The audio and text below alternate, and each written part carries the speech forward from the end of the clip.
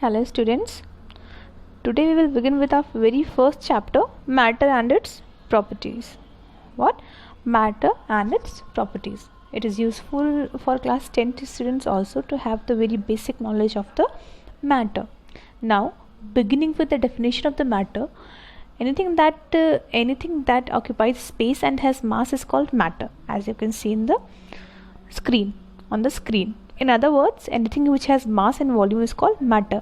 ऐसी भी कोई चीज़ जिसके पास मास और वॉल्यूम होती है उसको हम मैटर कहते हैं. For example chalk, bed, river, mountain, dog, tree, building and etc. Now we will next study characteristics of matter. Matter is made up of small particles called atoms. Atom is the smallest unit of the matter, you can say. These particles are too small to be observed with the naked eyes. इनको हम लोग अपनी आँखों खुली आँखों से नहीं देख सकते हैं, ये इतने छोटे होते हैं. These particles are constantly moving. ये particles constantly move करते रहते हैं. Students, please mind that this is the NCERT content, so you have to study it very carefully क्योंकि ये बिल्कुल काम आने वाला है आपका स्कूल खुलने के बाद. These particles have spaces between them. In particles के बीच में जगह होती है, मतलब ये एकदम सटे हुए नहीं होते हैं. These are free. Particles of matter attract each other because of the force of attraction. जितने भी matter में जितने भी particles होते हैं वो एक दूसरे को attract करते हैं because of the force of the attraction. Attraction force क्या होता है? That which brings two objects closer. जो दो चीज़ों को पास मिलाती है, that is called the force of attraction.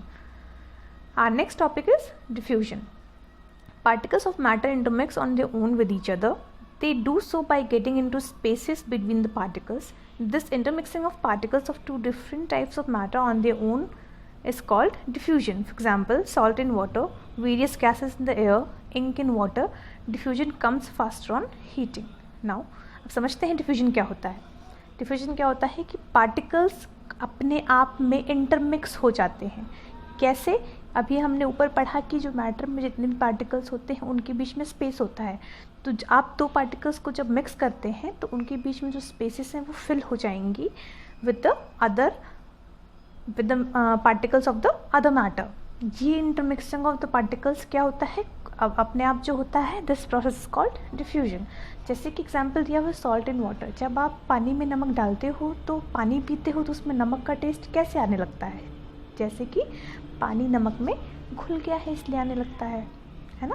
पानी में चीनी डालते हो तो चीनी धीरे धीरे डिफ्यूज़ करते हुए पानी में पूरा घुल जाती है और आपका पानी का जो टेस्ट होता है वो मीठा हो जाता है, क्योंकि जो आपका जो शुगर के एटम्स हैं और जो पार्टिकल्स हैं और जो वाटर के पार्टिकल्स हैं वो एक दूसरे वो आपस में कंबाइन हो चुके हैं. ठीक है, by the process called diffusion. Diffusion के थ्रू वो एक दूसरे से कंबाइन हो चुके हैं. Okay, this is a particles before diffusion.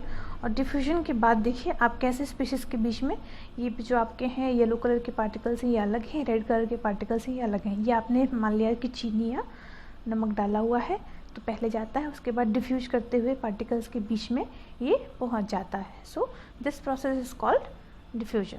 Okay, next one will study applications of diffusion. Dissolving a solid in a liquid. अभी हमने पढ़ा कि डिजॉल्व कैसे करते हैं हम लोग. पानी में चीनी डाल देते हैं. चीनी is a solid and water is your liquid. Dissolving a solid in a liquid. तो इसको आप जब रीड करेंगे तो आपको क्या कंक्लूजन निकल के आएगा कि जब आप पानी में कोई भी सॉलिड सब्सटेंस डालेंगे तो now it depends on the properties of the substance whether it will dissolve और not. Now read the following.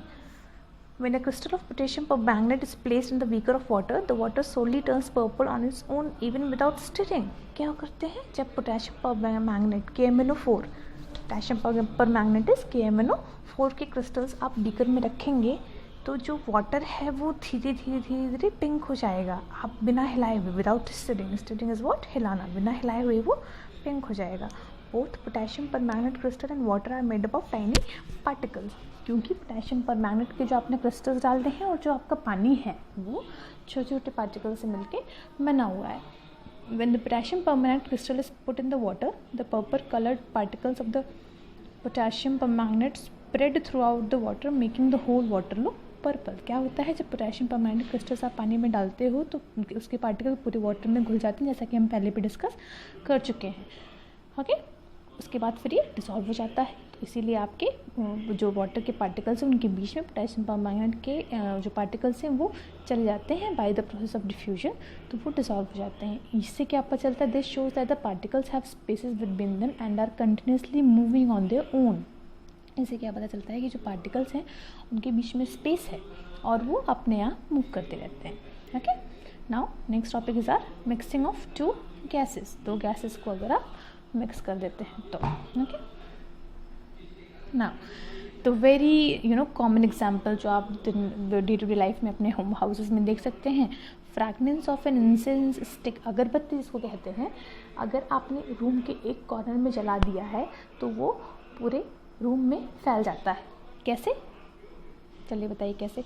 क्योंकि वो जो रूम के जो गैसेस हैं, रूम में आपके हर जगह गैस भरा हुआ था, एयर में बहुत सारे गैसेस हैं, तो रूम में भी आपके गैस है। वो क्या करता है, जो इंजन स्टिक से वेपर्स निकल रहे होते हैं, गैसेस जो निकल रहे होते हैं, वो क्या करते हैं आपके पूरे जो रूम का जो एयर है उसके साथ मिक्स करते हैं, उसके पार्टिकल्स के साथ मिक्स करते हैं और उनकी फ्रैगनेंस, इंजन स्टिक्स आपका रूम के एक कोने में जल रहा है, लेकिन उसके smell that will reach to you by its own. Okay, so the particles of gases produced by burning the incense sticks move rapidly in all directions and mix with the moving particles of the air in the room.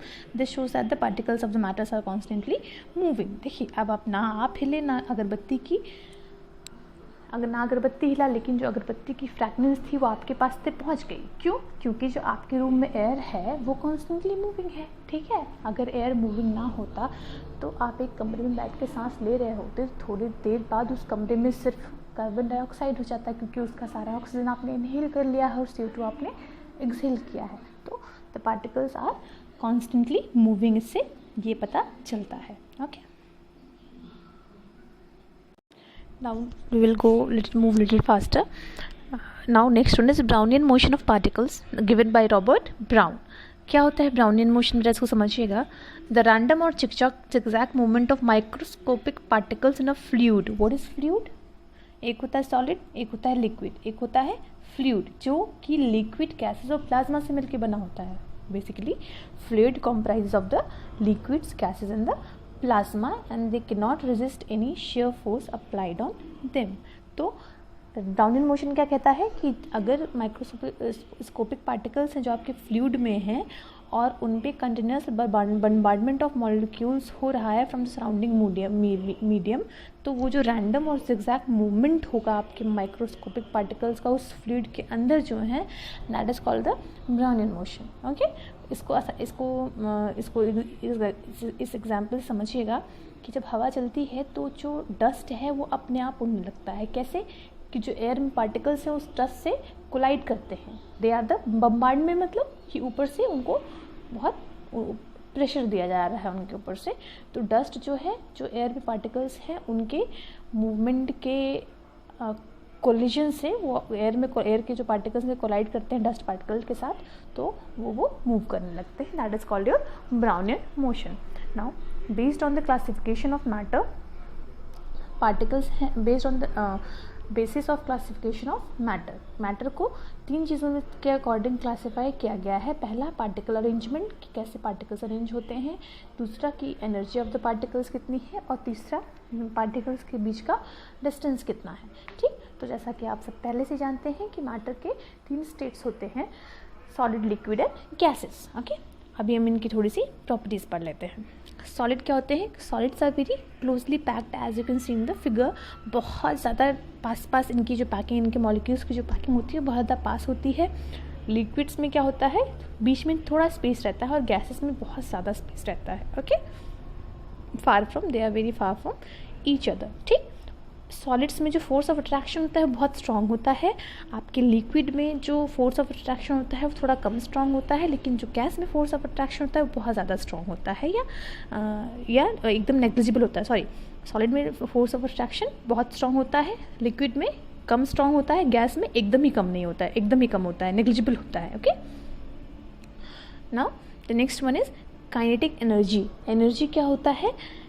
Kinetic energy जो particle में आपके होता है, जो liquid में जो होता है काइनेटिक एनर्जी सबसे ज़्यादा होता है. Kinetic energy between particles is more than that in the solids. Particles have maximum kinetic, और सबसे ज़्यादा काइनेटिक एनर्जी किस में होता है? गैसेस में होता है. मिनिमम काइनेटिक एनर्जी सॉलिड में होता है, उसके बाद लिक्विड में, और सबसे ज़्यादा किस में होता है?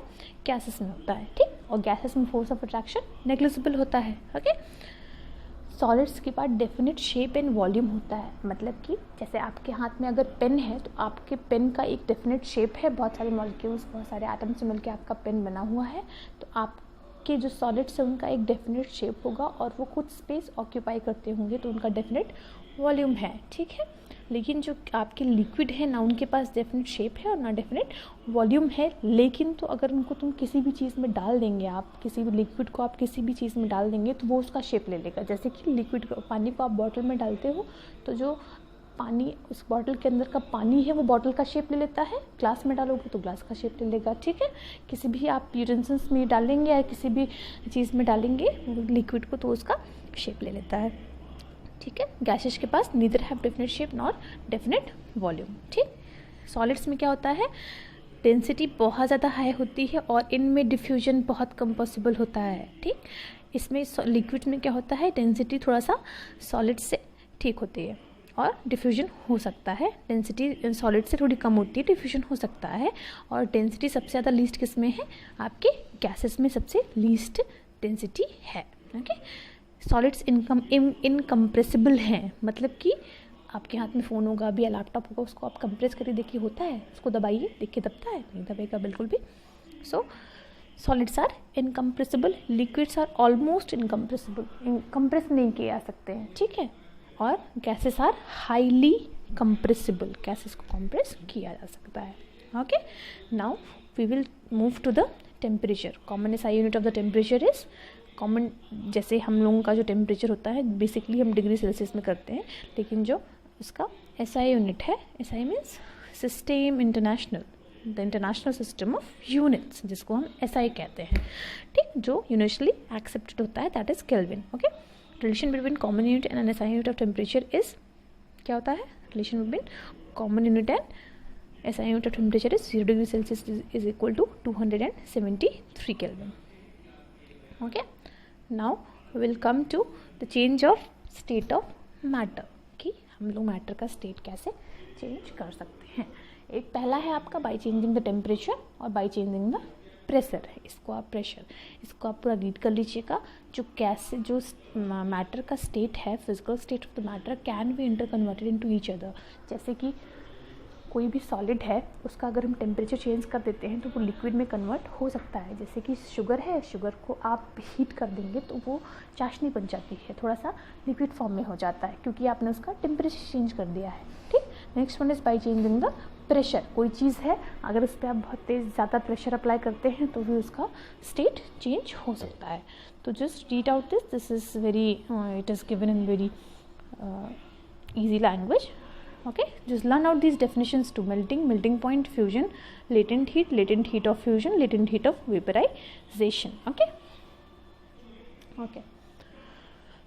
next one.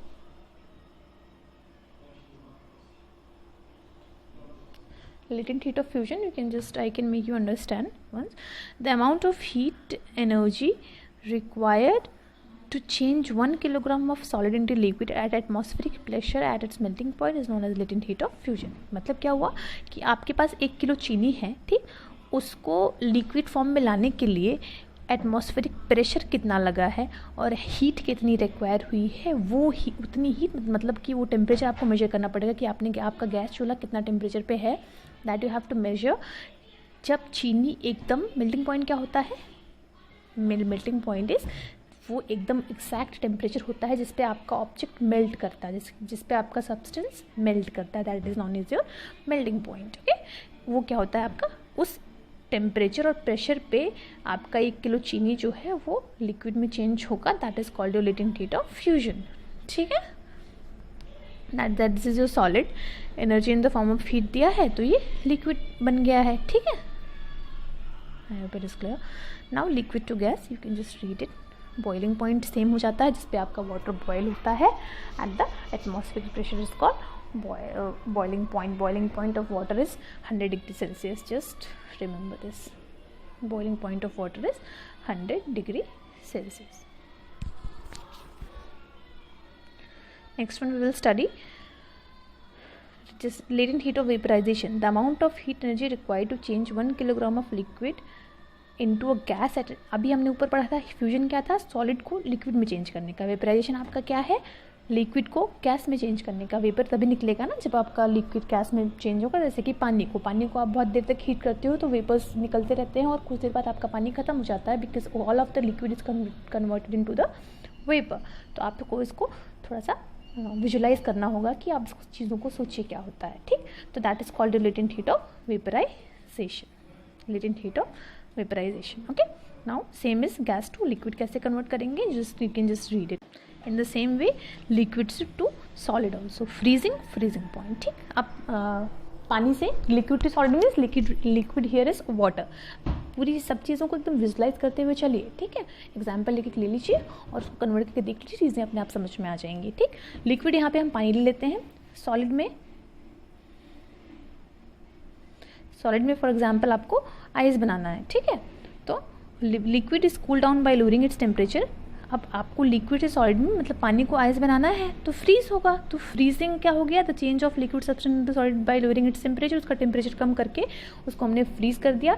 जिस टेम्परेचर पे आपका फ्रीज होगा लिक्विड टू सॉलिड बनेगा, that is called freezing point. ठीक, सब्लिमेशन क्या है, गैसेस को डायरेक्टली सॉलिड में कन्वर्ट करने का या सॉलिड को डायरेक्ट गैस में कन्वर्ट करने का आपका जो प्रोसेस है दैट इज कॉल्ड सब्लिमेशन. जैसे कि कैम्फर आपका एक सॉलिड है, उसको वो डायरेक्टली इवोपरेट हो जाता है एयर में without changing into a liquid state. Very important example it is camphor है आपका. कैम्फर को आप सॉलिड स्टेट में होता है, वो डायरेक्टली आपका इवोपरेट हो जाता है एयर में without changing into a liquid state. Okay, therefore by increasing और decreasing the temperature we can change the state of matter into one another. ये आपका पूरा समरी है, state of matter of the change of the triangle. ध्यान से समझिएगा, बहुत आसानी से समझ में आ जाएगा. ठीक, जैसे कि सॉलिड है, सॉलिड को लिक्विड में कन्वर्ट करना है तो क्या करेंगे, मेल्टिंग और लिक्विफैक्शन से. अब लिक्विड को फिर से सॉलिड में कन्वर्ट करना है तो फ्रीजिंग या सॉलिडिफिकेशन से. ठीक, लिक्विड को अब आपको गैस में कन्वर्ट करना है तो इवोपरेशन से. पानी को गैस पे रख दीजिए.